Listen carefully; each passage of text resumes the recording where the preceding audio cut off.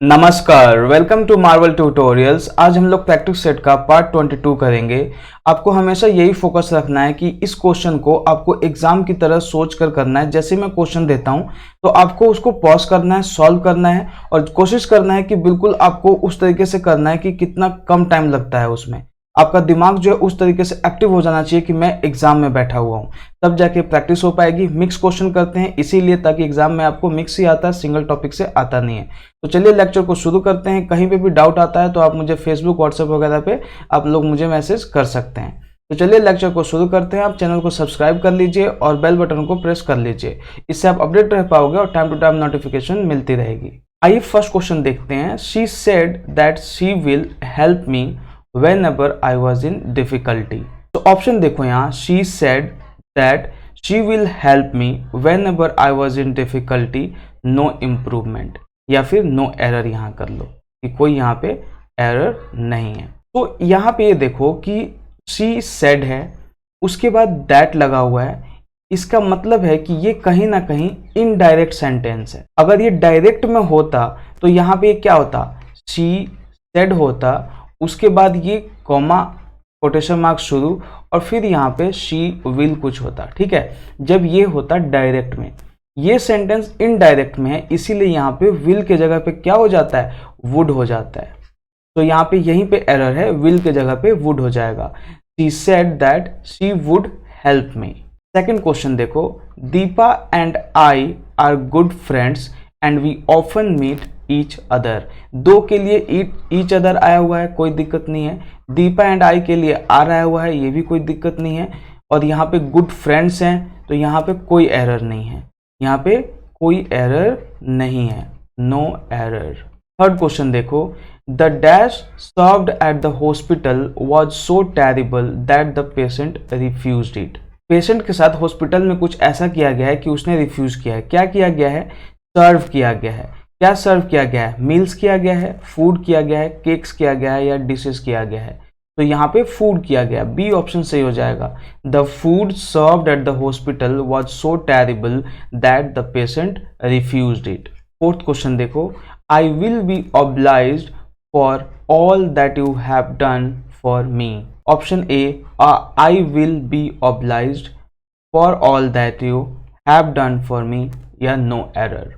तो यहाँ पे ये देखो कि आई विल बी यूज हो रखा है, यहाँ पे ये आई के साथ शैल बी यूज होगा या फिर वुड यूज होगा। I would be obliged for all that you have done for मी। तो यहाँ पे ऑप्शन ए जो होगा ये सही हो जाएगा। फिफ्थ क्वेश्चन देखो, no sooner we entered then he got up and left the room.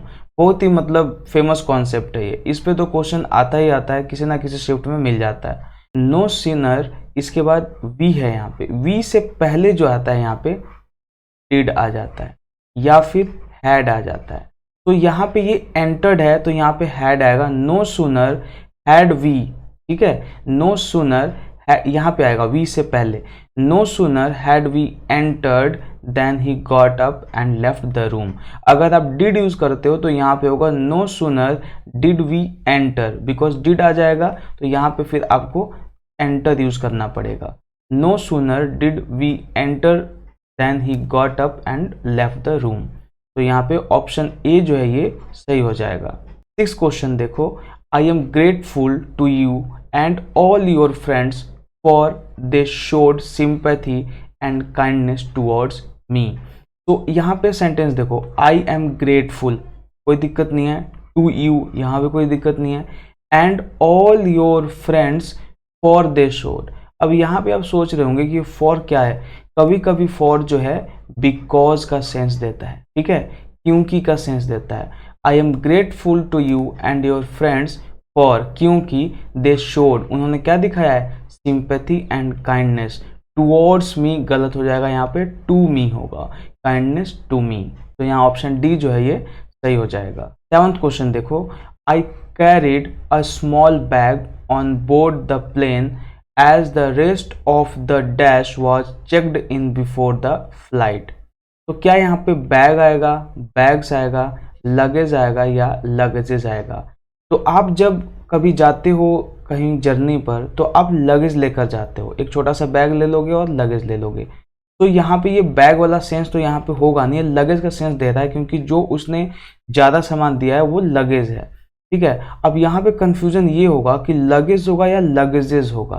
तो मैंने आपको नाउन में बताया हुआ है कि लगेज का प्लूरल नहीं होता है, लगेज सिर्फ और सिर्फ सी होगा, इसके साथ एस ई एस नहीं लगता है, ये आपको ध्यान रखना है।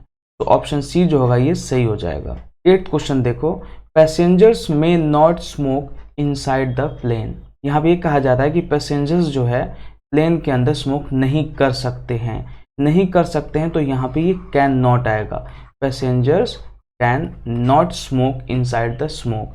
आप ये ध्यान रखना कि कैन और नॉट अलग अलग मत लिखना, कैन नॉट अपने आप में एक प्रॉपर वर्ड है, इसीलिए आपको यहाँ पे स्पेस नहीं देना है, वो भी एरर होता है। तो passenger can not smoke inside the plane होगा यहाँ पे, ऑप्शन बी सही हो जाएगा। 9th क्वेश्चन देखो, the receptionist asked me who do I want to meet in the office. Again ये सेंटेंस जो है इनडायरेक्ट में है। आप जब नरेशन करोगे तो आपको पता चलने लगेगा कि क्या डायरेक्ट है क्या इनडायरेक्ट है। तो यहाँ पे इनडायरेक्ट में ये इंटरोगेटिव जैसा सेंस कुछ देना चाह रहा है। The receptionist asked me who do I want to meet in the office. तो यहाँ पे ये पूछ रहा है, ठीक है। तो यहाँ पे मी, उसके बाद क्या आएगा, हु डू आएगा, क्या यहाँ पे आएगा whom I wanted, यहाँ पे wanted आ जाएगा, whom I wanted to meet in the office। ये इनडायरेक्ट में है इसीलिए, और यहाँ पे जो है क्वेश्चन एक्चुअल में जब भी पूछा जाता है, जब हम लोग उसमें इनडायरेक्ट में होते हैं तो वहाँ पे हम लोग हेल्पिंग वर्ब को सब्जेक्ट से पहले नहीं रखते हैं, ये रूल होता है। जब इनडायरेक्ट पढ़ेंगे तो आपको क्लियर हो जाएगा। यहाँ पे आप बस ये समझो कि whom आएगा यहाँ पे who के जगह पे, और I wanted होगा। The receptionist asked me whom I wanted to meet in the office। तो यहाँ पे ऑप्शन बी जो है ये सही हो जाएगा। 10th क्वेश्चन देखो, the government has decided to rise the price of petrol by 2 rupees per litre. काफ़ी ट्रिकी क्वेश्चन है। यहाँ पे मैंने आपको प्रेजेंट टेंस में, सिंपल प्रेजेंट में, प्रेजेंट इंडेफिनिट में मैंने आपको बताया था कि जब न्यूज़ का सेंस हो तो आपको उसको सिंपल प्रेजेंट में रखना है या प्रेजेंट इंडेफिनिट में रखना है। यहाँ पे इसने प्रेजेंट परफेक्ट में रखा हुआ है जो कि गलत है। द गवर्नमेंट डिसाइड्स होगा, the government decides to rise the price of petrol by 2 rupees per litre. तो option b is our correct answer. Instead of has decided we use decides. तो this was the lecture. I hope आपको समझ आया होगा और आपने ढंग से इसको अटेम्प्ट किया होगा। आप इस लेक्चर को लाइक कीजिए, शेयर कीजिए, चैनल को सब्सक्राइब कर लीजिए और बेल बटन को प्रेस कर लीजिए। इससे क्या होगा कि आप अपडेट रह पाओगे। टाइम टू टाइम जो भी मैं लेक्चर डालता हूँ, वोकैब से रिलेटेड, प्रैक्टिस से रिलेटेड, ग्रामर का सेशन, मैथ्स का भी लेक्चर आने वाला है, तो ये सब आपको टाइम से मिल पाए, इसीलिए आपको ये चीज़ करना ज़रूरी है। चैनल को सब्सक्राइब कर लीजिए और बेल बटन को प्रेस कर लीजिए।